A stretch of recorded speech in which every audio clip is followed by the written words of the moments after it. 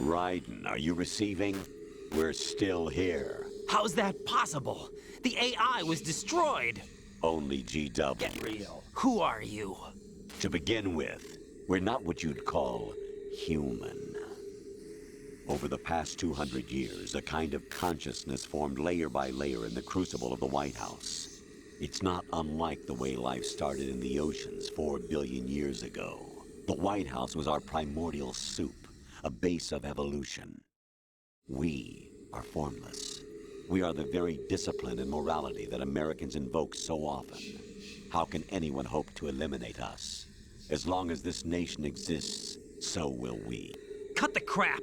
If you're immortal, why would you take away individual freedoms and censor the net? Jack, don't be silly. Don't you know that our plans have your interests, not ours, in mind? What? Jack, listen carefully, like a good boy. The mapping of the human genome was completed early this century. As a result, the evolutionary log of the human race lay open to us. We started with genetic engineering, and in the end, we succeeded in digitizing life itself. But there are things not covered by genetic information. What do you mean? Human memories, ideas, culture, history. Genes don't contain any record of human history. Is it something that should not be passed on? Should that information be left at the mercy of nature? We've always kept records of our lives, through words, pictures, symbols, from tablets to books. But not all the information was inherited by later generations. A small percentage of the whole was selected and processed, then passed on. Not unlike genes, really. That's what history is, Jack. But in the current digitized world, trivial information is accumulating every second, preserved in all its triteness, never fading, always accessible. Rumors about petty issues, misinterpretations, slander. All this junk data, preserved in an unfiltered state, growing at an alarming rate. It will only slow down social progress, reduce the rate of evolution. Raiden, you seem to think that our plan is one of censorship. Are you telling me it's not? You're being silly. What we propose to do is not to control content, but to create context. Create context? The digital society furthers human flaws and selectively rewards development of convenient half-truths. Just look at the strange juxtapositions of morality around you. Billions spent on new weapons in order to humanely murder other humans. Rights of criminals are given more respect than the privacy of their victims. Although there are people suffering in poverty, huge donations are made to protect endangered species. Everyone grows up being told the same thing. Be nice to other people. But beat out the competition. You're special. Believe in yourself and you will succeed. But it's obvious from the start that only a few can succeed. You exercise your right to freedom, and this is the result.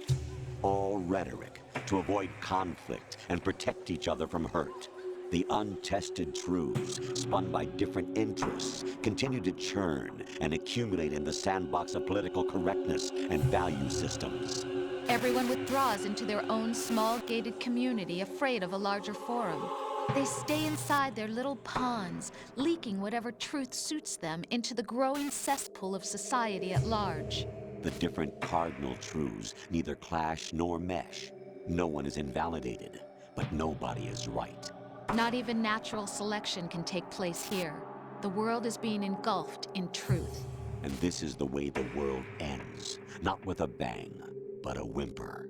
We're trying to stop that from happening. It's our responsibility as rulers. Just as in genetics, unnecessary information and memory must be filtered out to stimulate the evolution of the species. And you think you're qualified to decide what's necessary and not? Absolutely. Who else could wade through the sea of garbage you people produce, retrieve valuable truths, and even interpret their meaning for later generations? That's what it means to create context. I'll decide for myself what to believe and what to pass on. But is that even your own idea? Or something Snake told you? That's the proof of your incompetence right there. You lack the qualifications to exercise free will. That's not true. I have the right. Does something like a self exist inside of you? That which you call self serves as nothing more than a mask to cover your own being. In this era of ready-made truths, self is just something used to preserve those positive emotions that you occasionally feel. Another possibility is that self is a concept you conveniently borrowed under the logic that it would endow you with some sense of strength. That's crap! Is it? Would you prefer that someone else tell you? All right then. Explain it to him.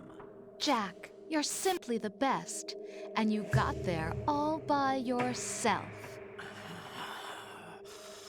Oh, what happened? Do you feel lost? Why not try a bit of soul searching? Don't think you'll find anything, though. Ironic that although self is something that you yourself fashioned, every time something goes wrong, you turn around and place the blame on something else. It's not my fault. It's not your fault. In denial, you simply resort to looking for another, more convenient truth in order to make yourself feel better. Leaving behind in an instant the so-called truth you once embraced.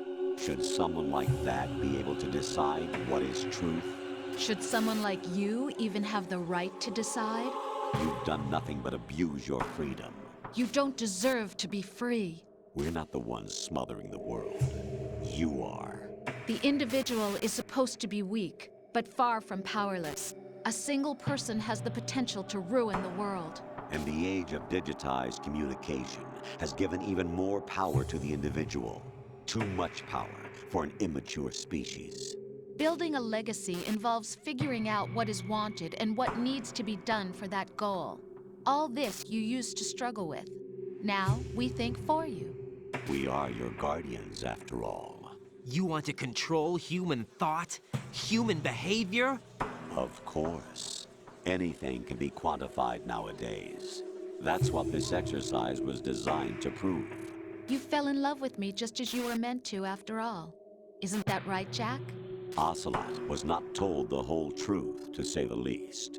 We rule an entire nation. Of what interest would a single soldier, no matter how able, be to us? The S3 plan does not stand for solid snake simulation. What it does stand for is selection for societal sanity. The S3 is a system for controlling human will and consciousness. S3 is not you, a soldier trained in the image of Solid Snake. It is a method, a protocol that created a circumstance that made you what you are. So you see, we're the S3, not you.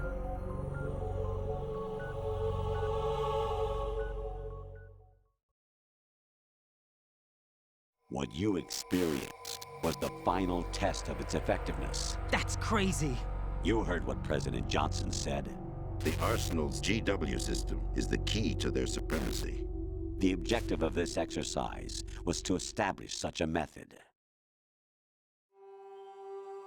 We used Shadow Moses as a paradigm for the exercise.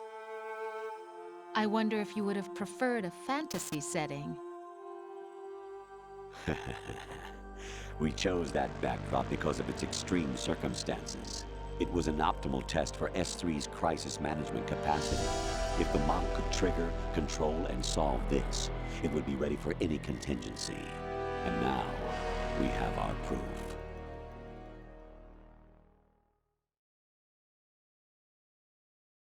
Raiden, there are also reasons behind your selection.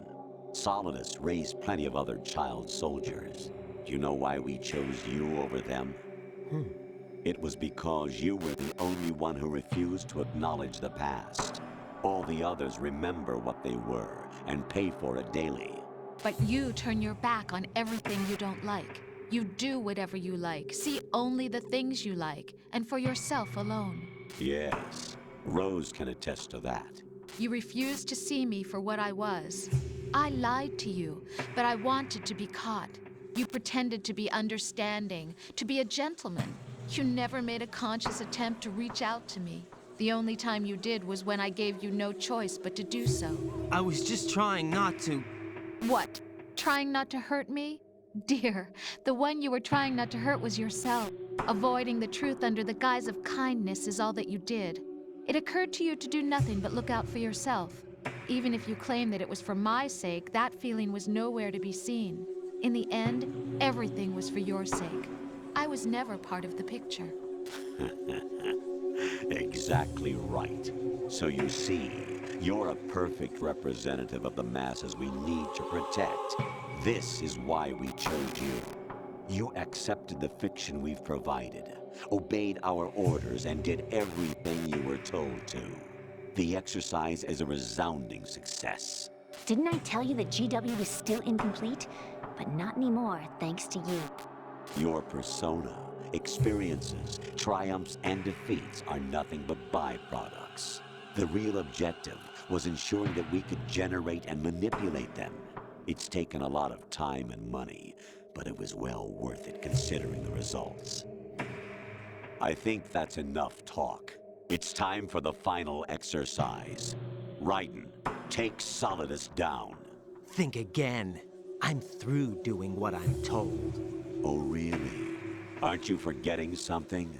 If you die, my child dies. The termination of vital signals from your nanomachines means the death of Olga's child. Not to mention the death of Rose. She's wired the same way. Rose, does she actually exist? Of course I do, Jack. You have to believe me. Damn! It will be a fight to the death. Solidus at least wants you dead. We will collect the necessary data from this last fight. Then we'll consider the exercise closed. So, Jack the Ripper, will it be Solidus, the Patriot's creation, or you, Solidus's creation? Our beloved monsters, enjoy yourselves.